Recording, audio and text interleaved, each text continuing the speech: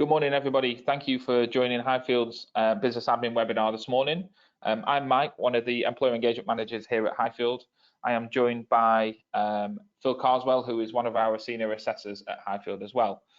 My colleague Amy will also be joining us. She'll be monitoring the questions and providing some technical support throughout. Before we do get started, I'd like to draw your attention to the top right-hand side of your screen, where you'll see a small control panel.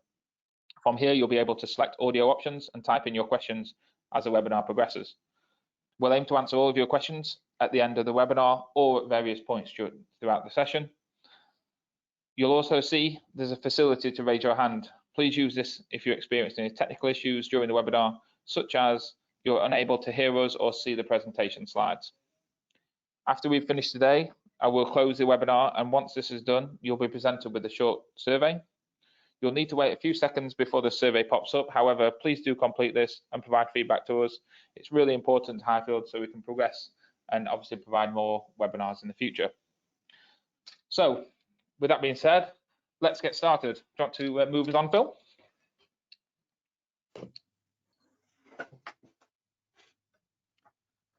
Perfect. So as you can see on the screen there, we've got today's agenda. We're going to start off through the endpoint assessment journey, take you through from the contracting stage all the way through to certification of your learners. We're going to touch on gateway readiness and what's required for the business admin standard, the scheduling of assessments, how you actually schedule them assessments with Highfield. We're then going to move on to the endpoint assessment and the introduction of the new assessment plan, the APO3, the knowledge test, the portfolio-based interview, the project presentation, resits and retakes, and then moving on to any key points and dates or deadlines. So here you'll be able to see the EPA process, and as I mentioned, this takes you all the way from starting at the beginning, so the contracting stage, moving through to certification. So with regards to contracts, it is stated within the rules that we are required to contract with the employer as well as the training provider in this case. What will happen? The employer will be completing what we call an employer confirmation form, or an EC form for short. Once that comes into Highfield, we can then draft and send a framework agreement and also an employer information form.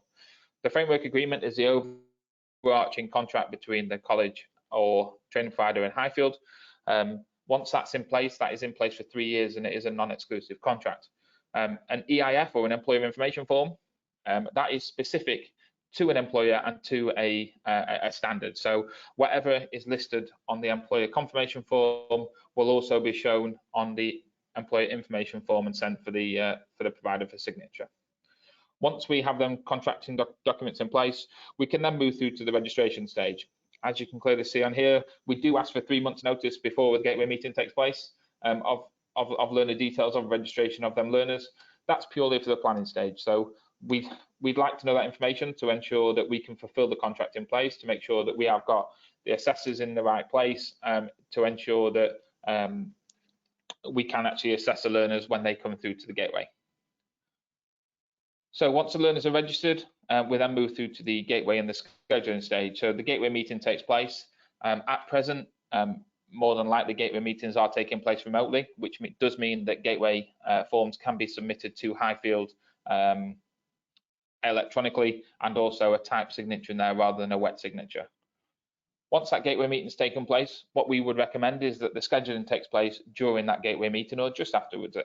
So to schedule an assessment with Highfield, as you can see, the numbers there. I'm going to go through a little bit more details with you on that section just in a few more minutes. So once the scheduling has taken place, we then move through to the assessments, and all assessment methods, or all assessments will take place in line with the assessment plan and our EPA kit on our website. Once assessments have taken place, we'll move through to the results, which will be released within 12 working days of that last assessment method taking place. All results will be released to our live dashboard. When you get on there, you'll also be able to download the feedback reports, which is provided per learner. Fingers crossed, we move straight through to certification. However, should we need to, there is a resit or retake in place as well. And then coming back around to certification, we claim the certificate with the SFA within 10 working days, just after 10 working days after the result release, and then this the ESFA stipulate it takes between 4 to 6 weeks in order to certificate a learner.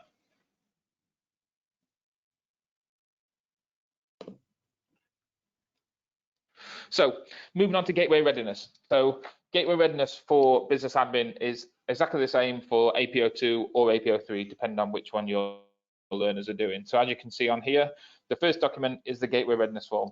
The gateway readiness form or report is on our website. It can be downloaded. It is an electronic form, so it can be typed into there as well, or you can print it and handwrite on there. That's not a problem. The gateway form confirms various details such as the on-program start dates, on-program end dates, gateway meeting, learner name, but it also is a declaration to confirm that that learner is ready for assessment, has gone through gateway, and it's signed by all three parties, so the learner, the training provider, and also the employer. So moving on to functional skills evidence. So for this particular standard, we do require functional skills level 2 maths and English achievements. Achievements can be provided to us in any format, such as a PLR, a certificate, or even a screen print from an awarding body system. As long as it shows that that learner has achieved that level, we should be able to accept it. If you do have any questions or concerns about any particular pieces that you do have, please contact your employer engagement team and we'll be able to provide support on that for you. Moving on next is a completion of the project and also the portfolio of evidence. This does need to be uploaded as part of the gateway evidence, so it will be needed before the first assessment methods take place, which is usually the exam in the APO2 version.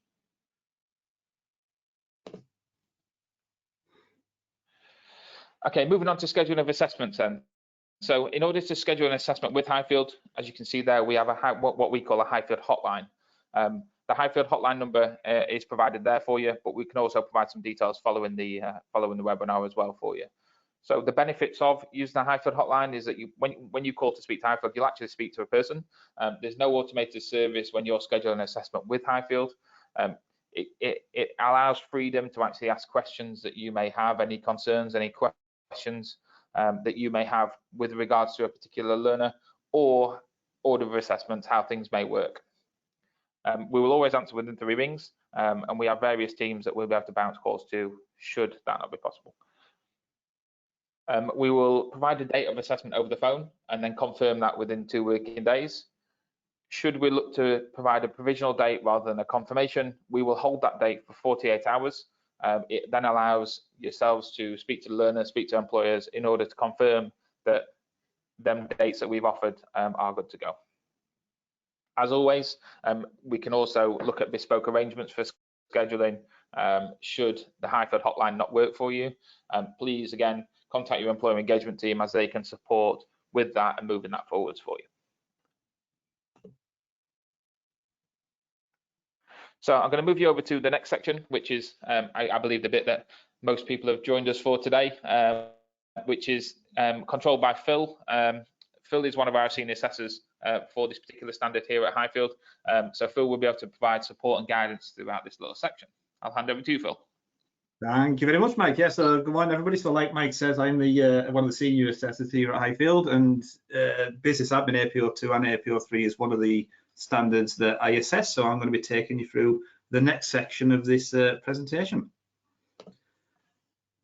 So just a bit of an overview, just to go over a little bit that Mike said about the assessment summary and the timeline for level 3 business administrator. So the bits before you actually come onto the assessment are over onto the left hand side. So you've got your on-program learning, which is a minimum of 12 months for this level 3 standard. And then we go into the scheduling of assessment, like Mike described. And then we come into the actual assessing side of it. So we'll come into these in a bit more detail in a little bit later. But there's 2 review sections that the assessor will look at before they actually go face to face with the learner. One of them's a portfolio, which is submitted with the gateway, and the other section is the project, which we review before we go face to face with you guys. Then the actual assessment start for the learner. We've got the knowledge test, which must be completed first, which is a 60-minute session, multiple choice that the learner forms part of the actual overall grade. We've got the portfolio-based interview, and then there's the project presentation as well. We'll go over these in a bit more detail in a little bit time. And then it goes through the quality assurance and then it goes into certification. So to go through the assessment methods in a bit more detail then, what we'll do as we go through this, I'll explain the differences between APO2 and APO3, but they do follow the same kind of process. Both of them contain a knowledge test, which is a 60-minute test with 50 multiple choice questions. It can be invigilated either by the employer, the on-program provider, or Highfield assessments. Both of these business administrator, APO2 or APO3, we do offer a remote option, so we can do them via a web-based software, or we can do them face-to-face. But the knowledge test can be invigilated either by ourselves or the employer or on-program provider. In APO3, it is 33.5% weighting, so it's got equal weighting to the other assessment methods. And to pass, the apprentice must achieve all the pass criteria, and to achieve a distinction, the apprentice must achieve all the distinction criteria as well as all the pass criteria.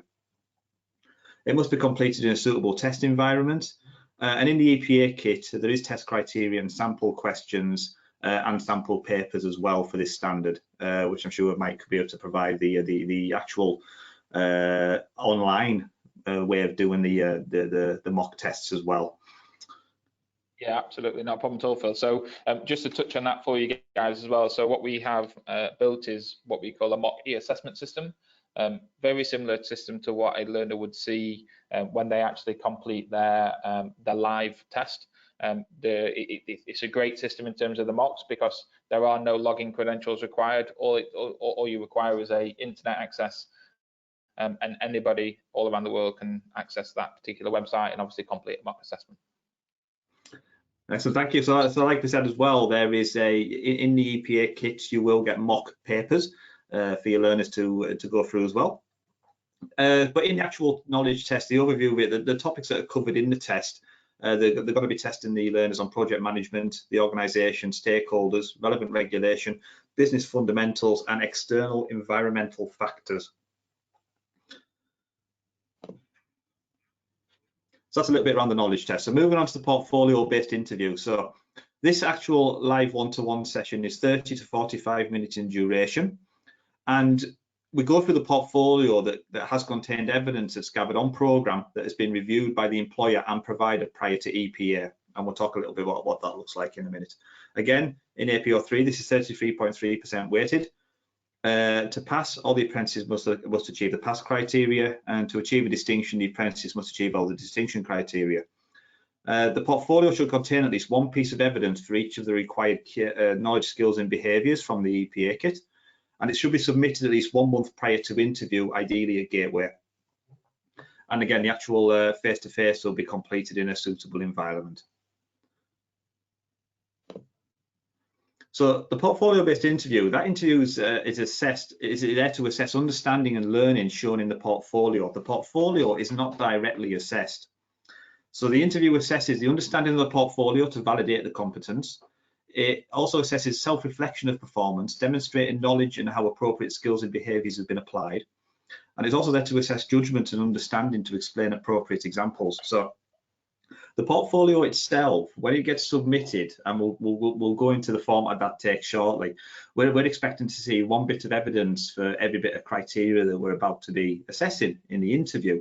It's not directly assessed, so we're not going to sit there and mark it, but we will use that portfolio to guide the interview, to get the best out of the learner, to kind of get examples out of the learner as well. So we'll ask some questions like, oh, I noticed in your portfolio, you have this, can you tell me about that? And then that'll help us get the evidence that we need to achieve the knowledge, skills and behaviours. The portfolio is a really important fundamental part of the assessment method because that gives the assessor a good insight into the learner's learning on programme and also their journey throughout the programme from day one all the way through to Gateway. And having that information there really helps us to assess the learner better. It can be in any format that you want, so you can submit PDFs, you can submit video files, you can submit Wave documents or MP3s, and then anything there that kind of gives us an insight as to what the learner has done will just help us to mould that portfolio-based interview to the learner. So the portfolio of learning contains evidence. It should contain evidence of a minimum of 8 to 12 pages, and that's the kind of what we expect for consistency across the board. And at least one of each of the minimum knowledge, skills, and behaviours as outlined in the EPA kit. And it says practical observations and/or evaluation by the employee to be included, such as acknowledgement of the skills showing or evidence in work completed on a particular project with manager comments, which is then discussed at the interview. And a bit of a note there, the portfolio is not directly assessed. It is used to frame the discussion of the interview where knowledge, skills, and behaviours are to be demonstrated. And when you get a copy of this presentation as well, there's a handy hyperlink down there that you can click, and it will take you directly to the marking grid that you guys can use to do a bit of a mock assessment on the interview. Alongside the portfolio, we require a portfolio matrix as well. Now, this is kind of the top sheet. This is where the assessor goes first and foremost to have a look for the evidence. So this is the same for APO2 or APO3. You'll have the apprentice name, the employer and training provider's name in there as well. And then there's a list of all the criteria that we'll be assessing during the actual session. And what we're looking for is an evidence reference and also a location where we're going to find that evidence. And like I said, it's a requirement that we're going to get one bit of evidence for every single criteria. Now, there might be one bit of evidence that covers multiple criteria, but as long as there's some kind of evidence for each criteria in the portfolio, that's what we're after. Like I say, it can be in any format. It can be sound, video, it can be written documents, it can be on-program learning, whatever you feel will help aid the assessor to guide the interview into them separate bits of criteria there.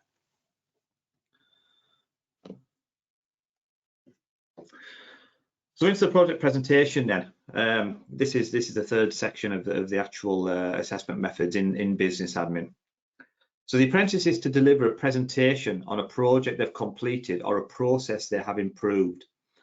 The project can be completed on programme from month 9 and is submitted prior to the endpoint assessment. So to put a bit more meat on the bones there, the actual presentation that the learner is going to present to us during the session needs to be on a project or a process that they have completed whilst on programme from month 9. It's a real life process or project improvement, and it can't be theory based, because a lot of the criteria that we're assessing is based on, well, how have you done that? Tell me about a time during this process when you did this. So it needs to be all around. It needs to be a real life project, a real life process that they've improved, that they're then going to present at the endpoint assessment. The presentation itself will last 10 to 15 minutes, and then a further 10 to 15 minutes for question and answers. So it's kind of important that the guys do aim to go between 10 to 15 minutes, because that's where we find that we get the most criteria hit. We've had them from one extreme to the other, where they've been not as long, all the way through to pushing on the 15-minute mark. And we find that between 10 to 15 minutes works well, because then they've got a chance to mold the presentation around the criteria we're after. They've got time to actually look at the criteria and put potentially a slide in for every single heading in there. And then that also gives the assessor a chance to be formulating questions as they go through, ready for the question and answer session, which again is 10 to 15 minutes long. In APO3, this is 33.3% weighting again, so they're all equally weighted in this assessment method. And likewise with the rest of them, to pass, the apprentices must achieve all the pass criteria, and to achieve a distinction, the apprentices must achieve all the distinction criteria. And when we do the assessment, it must be completed in a suitable test environment, and the EPA kit does have the presentation criteria and example questions if you wish to do a mock EPA with the guys as well. Once the learner or yourselves have submitted the project to Highfield, what will happen is the assessor will then review the project. So we'll have a look through it, have a look through the presentation, and then we'll submit a question for the learner to answer during the presentation. So there's some examples there. So how have you improved the process or operate in practice? What were the steps you took to implement the project? What worked well, and how do you improve the results in future? There could be a question around stakeholders in there as well, depending what the evidence that we've seen so far. That'll be submitted ideally at least 2 weeks before the on-program assessment. Sorry, before the face-to-face assessment, to give the learner a chance to incorporate that question into the presentation or have an answer to the question. Yeah, go on. Sorry, Phil, just to jump in there, just to support on that little section for you, just to give you a bit of an understanding about how this would work in terms of the scheduling of the assessment.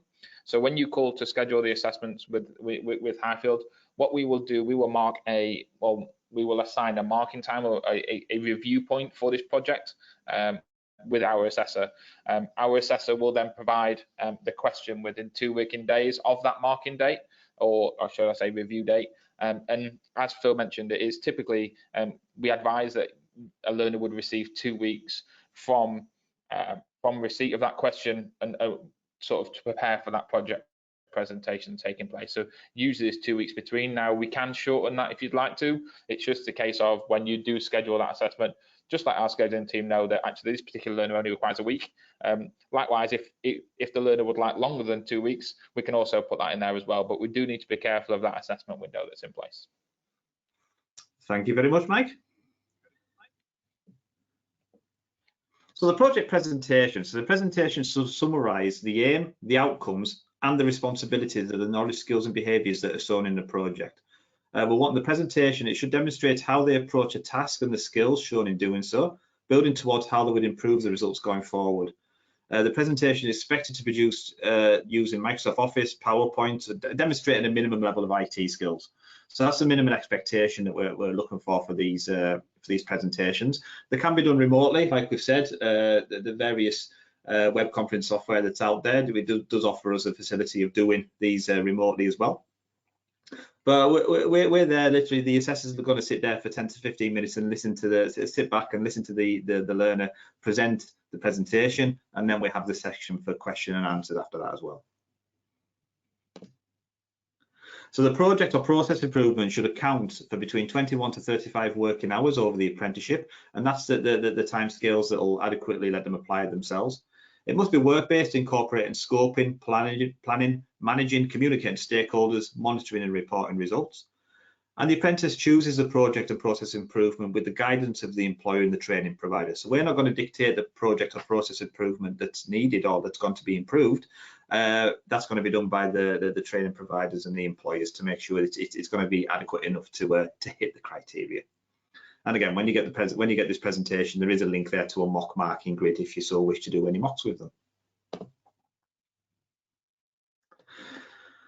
So into the resits and retakes sections then. So the learner's welcome back into a resit if any one assessment activity has failed. And that is to be scheduled as soon as the learner feels they're ready to achieve it. A resit is to take place after all the assessments have taken place and the result has been provided. So you can only go for another resit or resit them again once the overall result's been provided, because sometimes the knowledge test is done at an earlier date. You won't get the result of any individual component until everything's been done and it's gone through the relevant quality assurance processes at Highfield. If the learner fails 2 or more assessments, then further learning must take place prior to a retake being scheduled.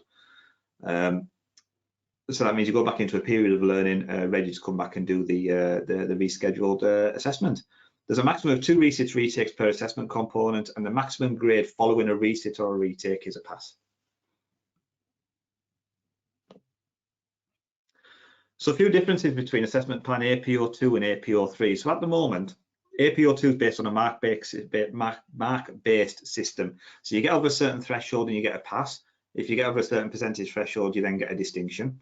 And it's weighted for 20% of the marks on knowledge test, 40% on portfolio, and 40% on the project presentation. And it says the grade is based on the marks achieved. So if you get a pass, if you get over 60% of the grades, and if you get a distinction, if you get over 80% of the grades. The new assessment plan, APO3, is purely based on criteria, and each method is weighted equally at 33%. So in the new assessment plan, to achieve a pass, you have to achieve 100% of the pass criteria, and to achieve a distinction, you have to achieve 100% of the pass and the distinction criteria in the assessment components. Now, to help achieve that, because obviously that sounds a little bit tricky, because the old way, the distinction is 80%, but the new way, you've got to get 100% to get a distinction. There is carryover criteria. So the way it will be structured and the way it will be scheduled is the learner will do the presentation first, and the assessor will be ticking off criteria or looking at criteria. And any criteria that the assessor doesn't feel has been achieved in the presentation, they then can carry it over to the interview section, so we can raise it in a question and answer there. So they've kind of got 2 bites of the cherry at quite a bit of the criteria to enable the learner to get them pass all them distinction grades that they deserve, that they're working towards through the year of being on program. So even though it does sound a bit more, yes, they've got to get to 100% to get the distinction, there is more opportunity to achieve that criteria at the end of the assessment. So some dates and deadlines. So the standard is currently being assessed against 2 different versions of the assessment plan, APO2 and APO3. The assessment plan to be selected is determined by the apprentices on program start date. So if you have any apprentices who started their apprenticeship on or after the 10th of September 2020, they're going to be assessed against APO3. So if you've got any apprentices at the moment who started their apprenticeship 10th of September, they're going to be assessed against APO3. Any apprentices who started their apprenticeship before the 10th of September 2020 will be assessed against APO2 unless the training provider or employer agree to move on to APO3. So you guys will know your learners when their on-program start date was, and they'll fall into one of the 2 categories. So after the 10th of September, they're going to be assessed against APO3. Before the 10th of September, they're going to be assessed against APO2 unless it's agreed they're going to be moved to APO3. Yeah, thanks so much for that, Phil. Just to jump in there as well. So in terms of differentiating that and obviously providing that information to Highfield on registration, when providing that registration documentation to us, there is a column on there to identify which assessment plan your learner needs to be registered on. So when it does come through to that registration, if that is blank, the employer engagement team may query that with you based on their start dates and their on-program start dates, or we may just register if, for example, their on-program start date is after the 10th of September, we will just register on APO3. It's very important, obviously, to get the correct assessment plan right at the registration stage, because when it comes through to schedule of assessments and obviously planning for that assessment, we need to make sure that the learner is being assessed against the right assessment plan. Sorry, Phil. Thank you. No, thank you very much, Mike. So the key messages from this then, so APO3 is equal weighted, has equal weighted assessment components, and APO3 is based on a new grading structure. APO3 requires more from apprentices to achieve a pass or a distinction in APO2. However, they do have more opportunity to hit them bits of criteria. In APO2, they are distinct assessment methods, and if you don't get the required grade, you kind of missed it in the next one. But in APO3, there is a couple of different ways of achieving that criteria. And again, just a bit more, just to reiterate that fact, apprentices who started their apprenticeship on or after the 10th of September 2020 will be assessed against APO3. And there is an Apprenticekit top-up resource, and there is a full EPA kit available now on the Highfield website for you to go and look at. Is there any questions at all? So, Phil, a question has come in with regards to the project and when this can be started. So this particular question is relating to some naturally occurring real life projects that a learner has completed within the first 8 months of their apprenticeship. Can this be accepted, or does the project have to be started after the 9 months? Yeah, it comes straight from the assessment plan, does that, from the IFA website. It needs to be a project that started from month 9 of the on-program training.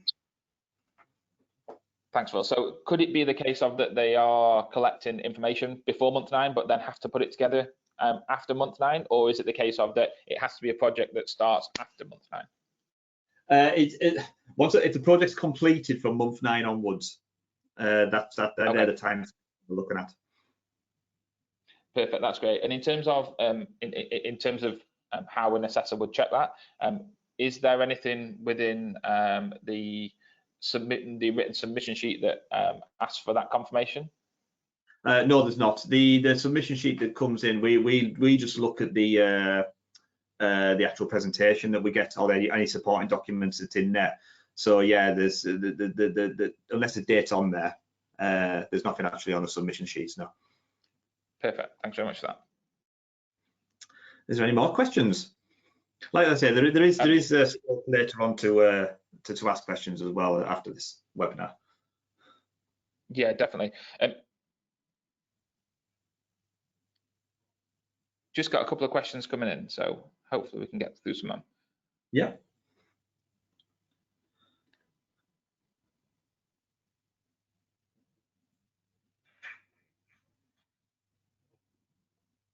So we have a question about the results that has come in terms of providing a full breakdown of results, and how long will the results take to come through after the assessments have taken place. So I can answer that one for you. So in terms of the full breakdown, yes, you will provide a full breakdown. So each assessment method will be detailed in terms of providing feedback.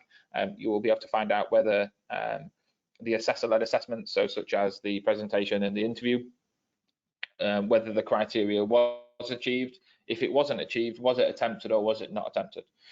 In terms of the feedback as well, what you'll also receive is a written narrative from the assessor, detailing the strengths and areas for improvement as well. And obviously, fingers crossed there won't be, but should a resit or a retake be required, you will also see some narrative in there about that reset, about that retake. Should it be about a presentation, it might be detailing a little bit more information about that. We may recommend that the presentation is rewritten and then resubmitted to Highfield, and then the question provided at a later date. With regards to the second part of that question, so which is the results and how long it takes. So results are released within 12 working days of that last assessment method taking place.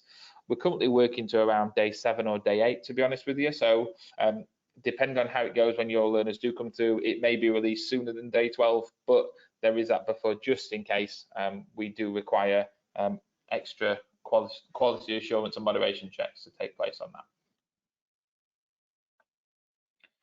So thank you for attending today's webinar. It has been a little shorter than planned. However, what we will provide is a copy of the slides. They'll be emailed out to all attendees by my colleague Amy within the week. We plan to record this. We plan to share the recording of the webinar on our YouTube channel. This is the Highfield group, so please feel free to search that. You should be able to see that along with other webinars that have taken place. Feel free to subscribe to the YouTube channel as well. You'll then see notifications that come through of different webinars that have taken place. Thank you again for your time. As I mentioned at the start, there is a short webinar that will pop up just after the webinar has finished. Please feel free to pop your comments in there. Any questions that you do have as well, you can also pop them in there as well if you thought of me afterwards. Thanks very much for your time again, and enjoy the rest of your day. Thank you.